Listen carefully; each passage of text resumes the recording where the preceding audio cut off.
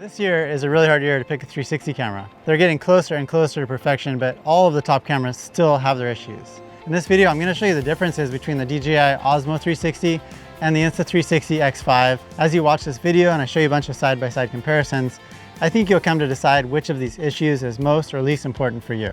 So in this video, I want to talk about some of the major differences between these two cameras to help you decide which one is going to be the more right one for you. Let's just get a few of the basics out of the way. Both of these cameras are 360 cameras, so they're going to record out of two lenses. So when you record your photos and videos, you can get full 360 spherical photos or videos. You can also choose to record out of either camera using a single lens, just like a regular action camera. So you've got a lens on each side, you just choose which one you want to record out of, and you get those videos that are ready to share. You can see that the Osmo 360 is a little bit of a smaller, more square shape compared to the longer, taller X5. The Osmo 360 is also a little bit lighter. So this might have a little benefit when it comes to mounting. It's just going to be a little less cumbersome to have on your equipment. But it really depends what you're mounting it to. One of the benefits of the X5 is it's got a larger screen, so if you're vlogging or you're composing your shots, it's going to be easier to see your shots on that screen than it is here on the Osmo 360. Both of them have really good battery life, so when you're out there recording, you're going to be able to record for a long time, even at the highest resolutions. The X5 has its own battery that's unique to this camera, and there's also an ultra battery that's got an extended battery life. Whereas the Osmo 360 is actually compatible with the same batteries as the Action 5 Pro, so you can just swap them between cameras really easily. That's going to be a big benefit if you do use DJI's action cameras. Both cameras also can use MicroSD cards to store your photos and videos, but the Osmo 360 also has 105 gigabytes of built-in storage. So if you do forget that MicroSD card, you've got storage in the camera, which is pretty convenient. Now that you know some of the basics, I want to share some of the main differences between these two cameras. And the first difference I want to talk about is the fact that the Osmo 360 does not have replaceable lenses, because I know this has been a disappointment for a lot of people. Because the lenses are exposed on a 360 camera, any scratches or dirt, or if those lenses get broken, it's going to affect your shots. And that's why Insta360 introduced replaceable lenses on the X5, which was a huge game changer.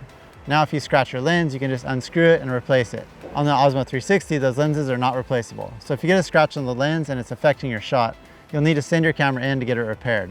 And if you're in the US, DJI Care is not available, so you'll need to get third-party coverage like this one here on Amazon.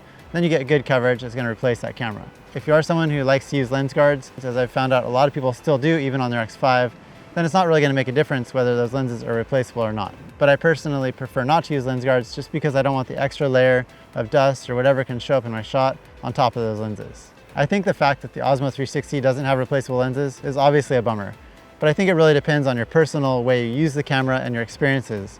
If you've ruined cameras before by scratching the lenses, then the Osmo 360 is not going to be a great choice, or you can use lens guards and then protect those lenses. Because there are a lot of good benefits of the Osmo 360, replaceable lenses is not one of them. I have heard some people, and I've seen video proof of fogging underneath the Osmo 360 lenses, but I personally didn't experience that, and I use the camera a lot in the water and in hot conditions. So I'm sure in certain conditions that can happen. Maybe they were more careful when they started installing those lenses after the first batch, I'm not really sure. The second difference I want to talk about is one of the most important ones, and that's image quality. And this is where the Osmo 360 really did surprise me. When you record with either of these cameras, you can record 8K 360 spherical video. So when you film these 360 spherical videos, you're going to want to reframe it to a regular flat video. And to do that, you go and you zoom in on a little piece of your video. So it's really important to have nice, clear imagery, and both of the cameras have great image quality. Obviously, with any 360 camera, you can't zoom in too far. It will eventually get blurry. What I found really interesting is when you zoom in on the videos of the Osmo 360, when you get those closer in perspectives, the Osmo 360 is definitely clearer than the X5. So I was pretty surprised about that. It does have a larger sensor, which can help improve that image quality. Another thing that I noticed, and you probably will too, is the different colors. So I feel like in different scenarios, each one of these cameras ended up kind of shining. And it wasn't really like a predictable scenario. It was just kind of, sometimes the X5 looks better, and sometimes the Osmo 360 looks better. The Osmo 360 does have 10-bit color compared to 8-bit color on the X5. So you're getting a wider range of colors on the Osmo 360. How this relates into your footage kind of depends on you. When you go to edit 10-bit color, you can definitely pull out more colors than 8-bit color. Both cameras have these preset color profiles that you can choose before you go out and film. So it's just kind of define what you have to work with. And the Osmo 360 has a log color, so if you're more of like an advanced color grader, you can really get great colors out of that. The X5 has something kind of like on the opposite end, where it's basically color graded for you. It's called adaptive tone, and those videos are basically more ready to share. But the 10-bit color on the Osmo 360 is definitely a better option than 8-bit. Also, if you're filming in low light scenes at night or in the evening, Both of these cameras have a low light video mode. So if you want to record either 360 video or single lens videos, both of these cameras do a great job at doing that. The Osmo 360 has a little bit of an advantage with that larger sensor, but the X5 has a little bit of an advantage because it has 3 processing chips.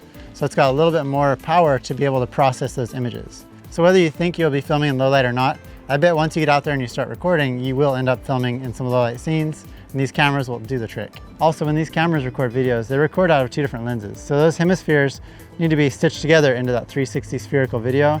Some weird things do happen in the stitch line, so you never really want to intentionally place yourself where the 2 spheres align. I was a bit skeptical that DJI would be able to pull off the stitching in their first go, but they did a good job, and both of these cameras I feel like have great stitching. Since we're on the topic of image quality, audio quality can also be very important if you're using your dialogue in your videos. And both cameras can record really nice internal audio. They both have 4 microphones and can record great audio in the camera. Both of the cameras have different audio settings. This is the voice enhancement setting on the X5 compared to the smart noise reduction setting on the Osmo 360. Obviously there's a lot of background noise here with the wind and the ocean, so you can get much cleaner audio if you're recording in an environment with no background noise like this. Both companies also make their own external microphones, so if you want to record wirelessly, you can do that using either camera. Also, the X5 is compatible with DJI mics, so if you want to use those mics on your X5, that's possible. The Osmo 360 does have a really useful feature, which is dual track recording, so you can actually record using 2 external microphones and get 2 separate audio tracks. So that's pretty great if you want to have a conversation between someone and you want clear audio from each person. The third difference is slow motion. So if you like to get those nice, tight cinematic shots or super slow motion, the Osmo 360 actually takes the cake. You can record in that full quality and get 2 times slow motion on the Osmo 360, whereas on the X5, if you want slow motion, you have to reduce the quality a little below its full potential. You won't notice the difference a lot in the normal wide shots, but once you start to zoom in on those shots and get tighter cropping, that's when you're going to see a difference between the Osmo 360 and the X5. If you want your 360 videos to be even slower motion though, then they're more similar. The X5 actually takes the cake on that because you can get 5 times slow motion compared to 4 on the Osmo 360. Both of them are going to be nice and super slow, but you're going to want to keep that perspective really wide because you had to lower the quality to get that. Also, both cameras can record out of a single lens. For those regular single lens videos in about 2 to 2.5 times slow motion, you can just get higher resolution on the Osmo 360. And if you want even slower motion, the Osmo 360 has it in those single lens modes, whereas the X5 doesn't. Apart from the slow motion settings, both of these cameras have very similar settings, even though they're different names throughout. So you can do those bullet time, vortex style shots, you can do time lapses, hyperlapses. Everything's pretty much available on both of these cameras. The X5 does have a few extra modes, but you can basically achieve most of these with the Osmo 360 as well.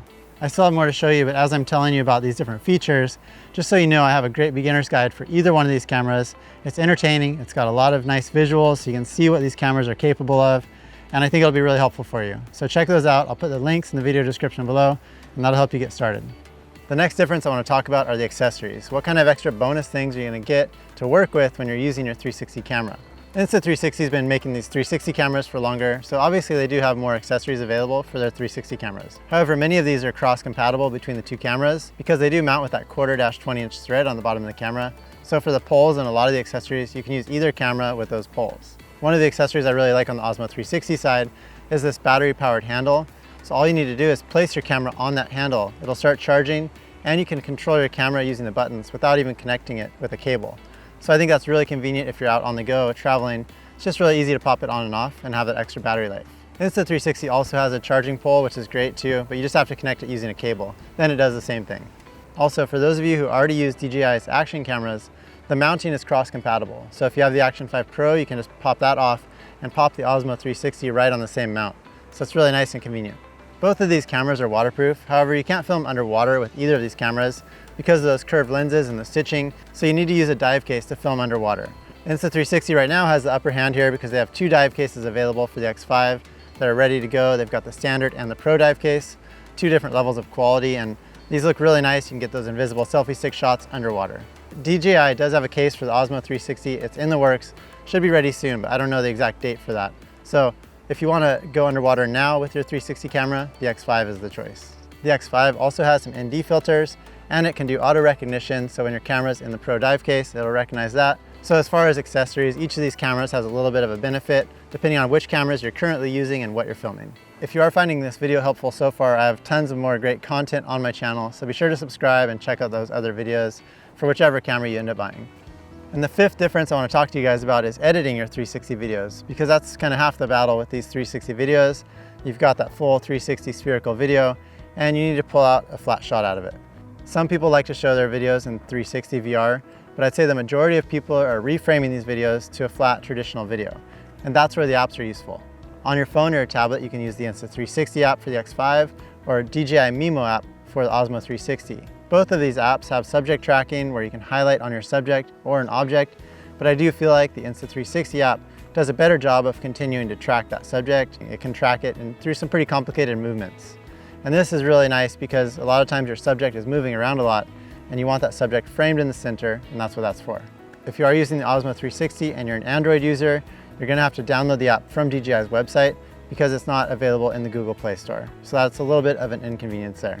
Insta360 and DJI also have a desktop app that you can use to import and edit your clips and kind of just get them prepared so you can export them to any other video editor, or you can just create some edits directly inside of those. Insta360 Studio is definitely a little more polished than the DJI Studio app, seeing that it's their first go.